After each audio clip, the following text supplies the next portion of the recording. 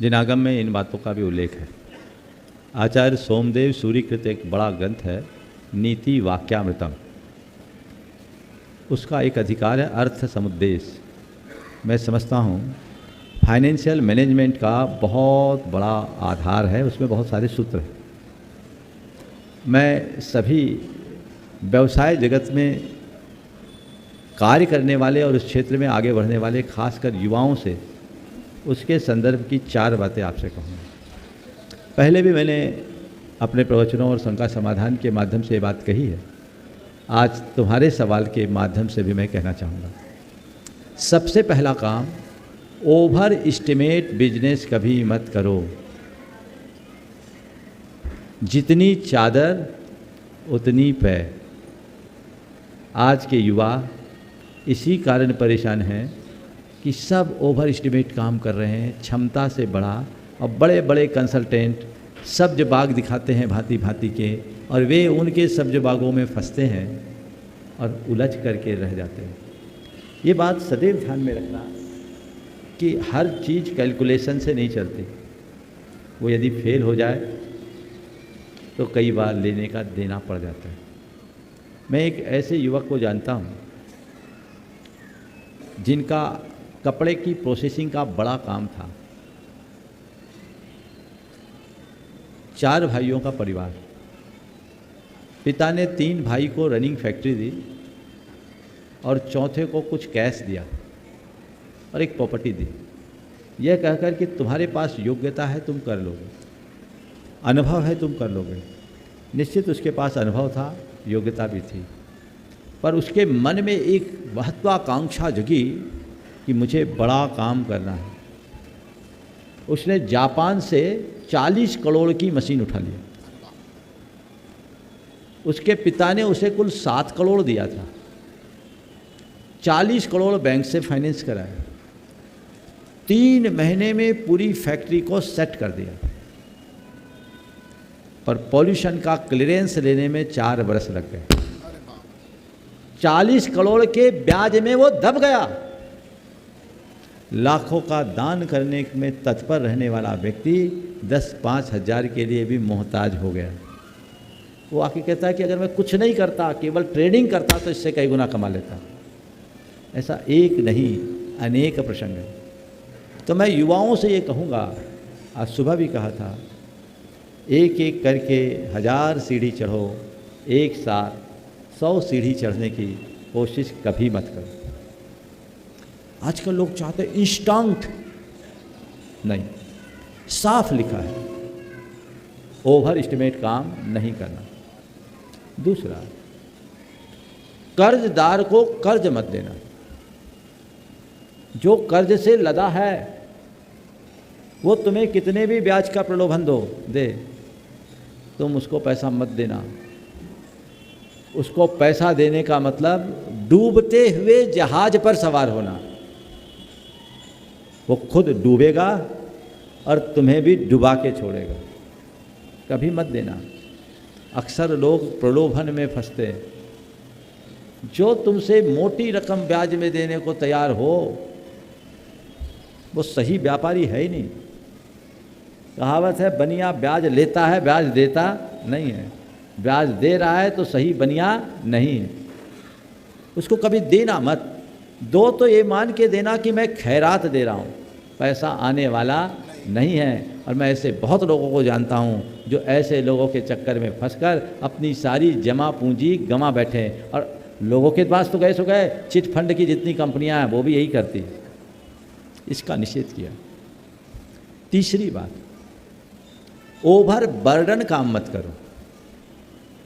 अर्थात व्यापार उतना ही करो जितना तुम सहज भाव से संभाल सको।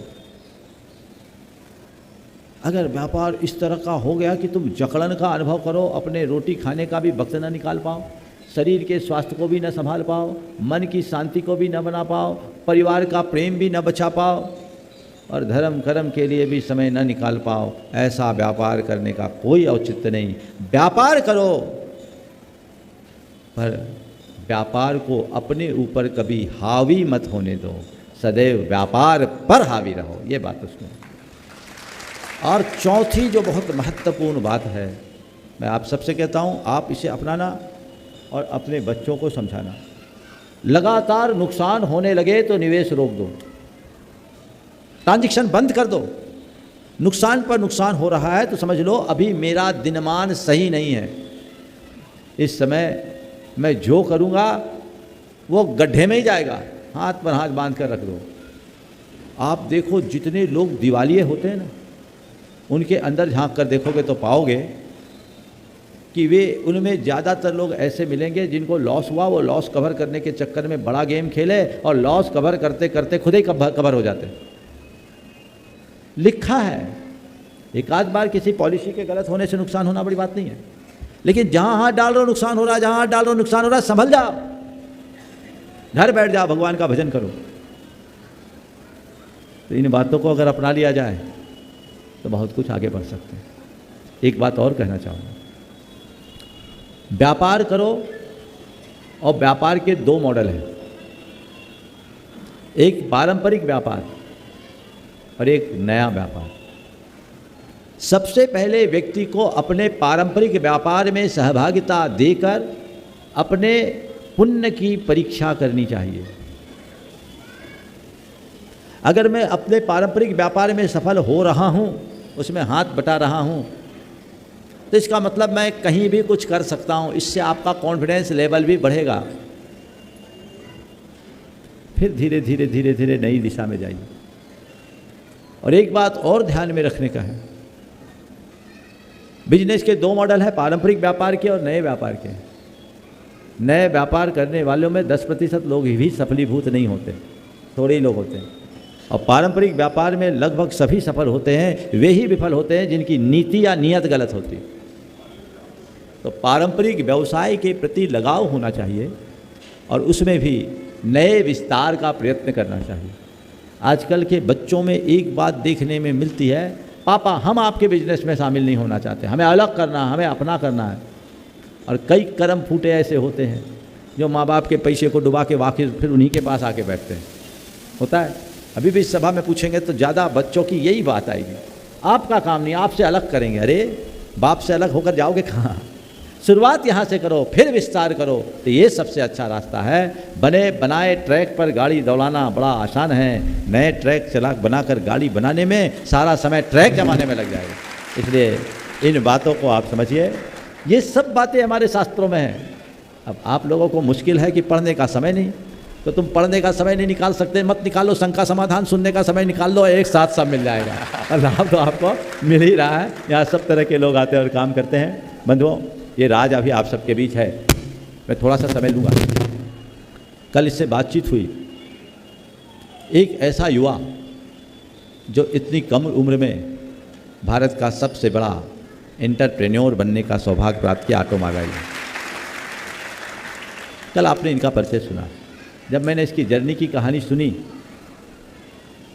मैं चाहूँगा राज अपने मुख से ही 2 मिनट में अपनी बात को कह दे, ताकि यहाँ रहने वाले अभिभावक भी कुछ सीख ले।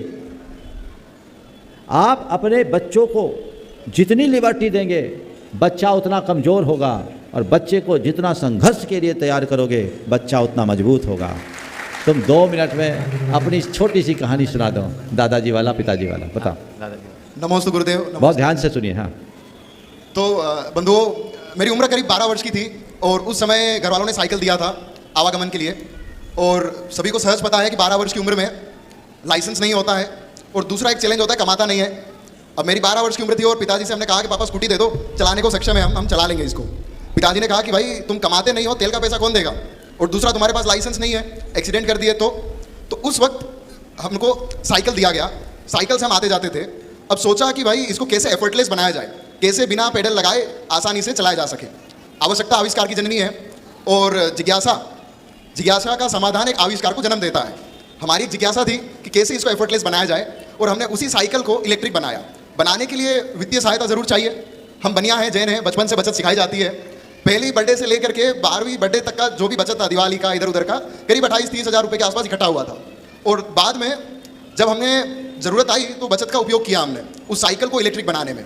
तभी हमने पिताजी से 8,000 की डिमांड की कि पिताजी हमें 8,000 चाहिए। तो पिताजी ने सहजता से पूछा कि क्यों चाहिए, क्योंकि 12 साल का एज था। आज हम समझ पाते हैं उसको, आज 23 साल का एज है, कि क्यों वो सवाल पूछा गया था। तो हमने भी जवाब दे दिया, थोड़ा गलत जवाब दिया, बहुत सीखने को मिला। हमने कहा अरे 8,000 में क्या पूछना, 8 नोट आते हैं, 1000 के नोट, और घर में देखते हैं व्यापार कि भाई नोट तो आते जाते रहते हैं। तो पिताजी से कहा कि बस इतना ही तो है। पिताजी ने भी अच्छे से जवाब दिया, कहा एक काम करो 8,000 कमा लो, 80,000 चाहिए तो बाप बैठा है आके ले लेना। हम बोले ये भी ठीक बात है। हम जोश में निकल गए कि चलो नौकरी मिल जाएगा, नौकरी करके कमा लेंगे। 12 साल का एज था, हमें लगा कि दुनिया देख लिया, बहुत कुछ कर लिया, मोबाइल हाथ में आ गया था। तो हम गए किराने की दुकान पे नौकरी के लिए।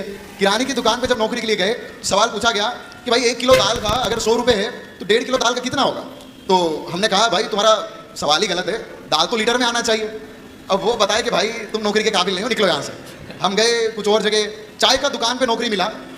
भगवान की, गुरुदेव के आशीर्वाद से हमारा 200 साल पुराना व्यवसाय है पिताजी का। दादाजी अध्यक्ष हैं वहाँ मंदिर में।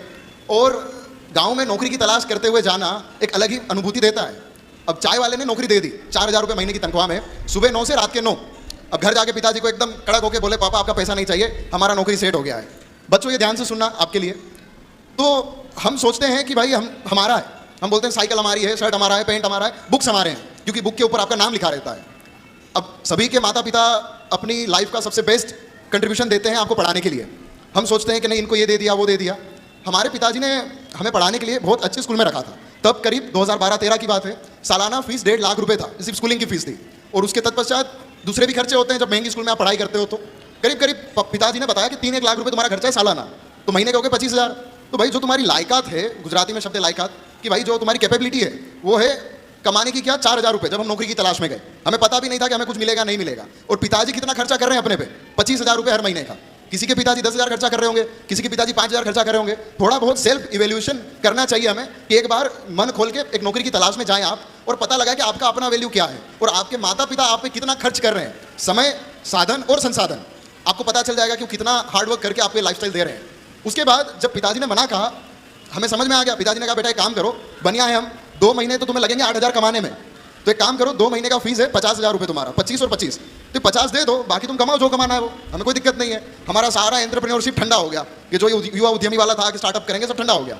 उसके बाद में दादाजी के पास जाता है पोता। दादाजी को मैंने कहा कि दादाजी हमें 8,000 चाहिए, आप क्या मदद कर पाएंगे। तो दादाजी ने पूछा मैं क्यों करूँ मदद। तो मैंने कहा दादा आप तो पूरे गाँव को पैसा देते हो, और जैसे गुरुदेव ने भी कहा कि बनिया वो नहीं जो ब्याज दे, वही सेम चीज़ दादाजी ने कहा। दादाजी को हमने कहा कि दादा 1 टका लेते हो, मैं 2 टका दूंगा। दादा ने कहा भाई हम सिक्योर बिजनेस करते हैं, बनिया आदमी है, आप सोना चांदी कुछ भी अपने नाम का हो लेके आ जाओ। हम घर गए, बुक्स लाए, अपना बैग लाए, साइकिल लाए और सब दादा को थमा दिए, और एक बिल का कॉपी भी लेके आए हाथों हाथ कि भाई ये देख लो कीमत करीब 15,000 के आसपास है और 8,000 का लोन चाहिए हमको इस पर, और 2 टका ब्याज भी देंगे। दादा ने कहा बेटा इसका बिल है, बिल के ऊपर नाम लिखा है शैलेश भाई विपिन भाई मेहता। ये तो शैलेश भाई है, तुम्हारा नाम क्या है। मैंने बोला राज मेहता है। तो बोला नहीं तो आप मालिक नहीं हो, आपको कैसे मिलेगा। तो दादा ने बोला 1 दिन का टाइम लो और सोचो तुम्हारा क्या है। दूसरे दिन हाथ सर पे रख के सोचे तो भी अपना कुछ पाया नहीं। पता चला कि जो कपड़ा है, शरीर है, सब माता पिता द्वारा दिया गया है, अपना कुछ नहीं है। हम सोच लेते हैं मेरा साइकिल, मेरा ये रियलाइज जब हो जाता है तो काफ़ी समय बीत जाता है। आज के समय में मुझे गुरुदेव के आशीर्वाद से सही समय पे ये समझ मिल गई, और आज मौका मिला कि इस माध्यम से मैं आप लोगों को भी ये बता रहा हूँ। गुरुदेव के चरणों में नमन। मैं ज़्यादा समय नहीं लूँगा। नमस्ते। देखिए इनकी जो कहानी है, किसी व्यक्ति को मजबूत बनाने में बहुत बड़ा आधार। जिस परिवार की के साथ ये जुड़े हैं, इनकी पारिवारिक पृष्ठभूमि की दृष्टि से देखा जाए तो इनके लिए 8,000 रुपये की कोई वैल्यू नहीं थी। लेकिन मैं समझता हूँ इनके माता पिता ने, इनके दादा ने इस व्यक्ति के सामने जो सवाल खड़े किए, इस व्यक्ति को अभाव का एहसास करने का अवसर दिया, उसी ने इसे मजबूत बनाया। और साथ साथ इसे माँ बाप की अहमियत का भी एहसास हुआ। आप अपने बच्चों से जो मांगे वो दोगे तो बच्चों को कमज़ोर बनाओगे, और बच्चों से मांगने के पहले उसे उनकी अपनी असलियत का एहसास कराओगे तो मजबूत बनेगा। मैं यही आप सबसे कहना चाह रहा था। मनुष्य की सफलता का ये सबल आधार।